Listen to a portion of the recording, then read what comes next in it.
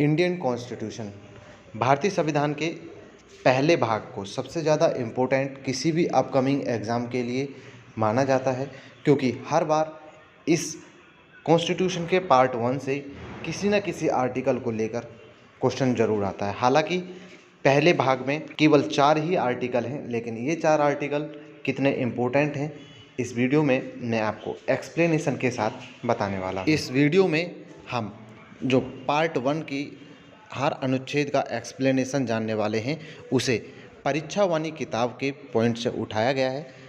परीक्षावाणी किताब में इस पॉइंट को पार्ट 1 को विद आर्टिकल्स अच्छी तरह से एक्सप्लेन किया गया है, जो मैं आपके साथ शेयर करने वाला हूं। भारतीय संविधान से पहला प्रश्न बनता है कि भारतीय संविधान के भाग 1 को किस अन्य नाम से जाना जाता है। तो इसका सही जवाब होता है संघ और उसका राज्य क्षेत्र। संघ और राज्य क्षेत्र ये भारतीय संविधान के भाग 1 का विवरण है। इसी के साथ अब बात करते हैं कि कितने अनुच्छेद हैं। भारतीय संविधान के भाग 1 में 4 अनुच्छेद हैं, जिसमें पहला अनुच्छेद में बात कर रहे हैं आर्टिकल की। पहले आर्टिकल में साफ क्लियर किया गया है कि संघ का नाम और राज्य क्षेत्रों को रखा जाएगा, यानी कि भारत में कितने राज्य हैं, कितने यूनियन टेरिटरी हैं, और इसके अलावा भारत का जो नाम है उनको स्थान दिया गया है। भारत अर्थात इंडिया राज्यों का संघ है, ऐसा भारतीय संविधान के अनुच्छेद 1 में कहा गया है। सबसे ज़्यादा इम्पोर्टेंट अगला प्रश्न आता है कि अनुच्छेद 2 नए राज्यों के प्रवेश या स्थापना की अनुमति देता है। इसका मतलब है कि अगर भविष्य में कभी पाकिस्तान भारत का अंग बनता है तो वह भारतीय संविधान के अनुच्छेद 2 के तहत भारत में शामिल होगा। जैसे इससे पहले गोवा, सिक्किम जैसे राज्य भारत में शामिल हो चुके हैं। अब भारतीय संविधान का अनुच्छेद नंबर 3 सबसे ज़्यादा इम्पोर्टेंट है। हाल ही में नई करंट अफेयर भी तैयार होती रहती है।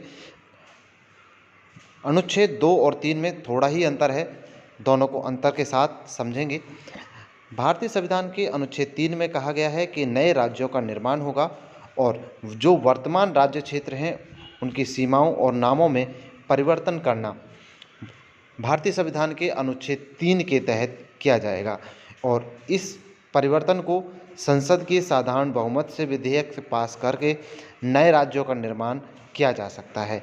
यहाँ तक कि क्षेत्र, सीमा और नाम में परिवर्तन करने का जो अधिकार है वह भारतीय संसद को है। भारत में आज़ादी के समय पर केवल 14 राज्य थे। वर्तमान में 28 राज्यों की संख्या हो चुकी है। इसके अलावा यूनियन टेरिटरीज़ हैं। तो जितनी भी यूनियन टेरिटरीज़ या स्टेट्स क्रिएट होती हैं, बनती हैं, जैसे हरियाणा बना है, गुजरात बना है और उत्तराखंड बना है, झारखंड, छत्तीसगढ़, ये सभी राज्य बने हैं। और अभी हाल ही में लेटेस्ट में जो बना है वह तेलंगाना राज्य बना है। तो ये सभी जो हैं वह अनुच्छेद 3 के तहत तैयार किया जाता है। इसे साधारण बहुमत से भारतीय संसद के द्वारा तैयार किया जाता है और नए इनकी नाम या सीमा या क्षेत्र इनमें परिवर्तन किया जा सकता है। तो ये वे सभी इम्पोर्टेंट पॉइंट थे जिनसे मैक्सिमम क्वेश्चंस बनते हैं। तो भाग 2 और भाग 3 का अंतर आप समझ चुके होंगे। भाग 2 में जब बाहर का क्षेत्र, जब भारत से जो वर्तमान नक्शा है जो भारत का, उससे बाहर का क्षेत्र जब भारत में शामिल होगा तो अनुच्छेद 2 के तहत, लेकिन भारत में जो वर्तमान में नक्शे में पहले से ही कोई क्षेत्र है उसमें जो चेंजेस होंगे वह अनुच्छेद 3 के तहत चेंजेस होंगे। तो ये सबसे इम्पोर्टेंट क्वेश्चन बन जाता है यहाँ से। बाकी भारत शब्द को जो परिभाषित किया गया है वह अनुच्छेद 1 में, यानी कि जो विवरण दिया गया है वो भाग 1 में दिया गया है, अनुच्छेद 1 में दिया गया है।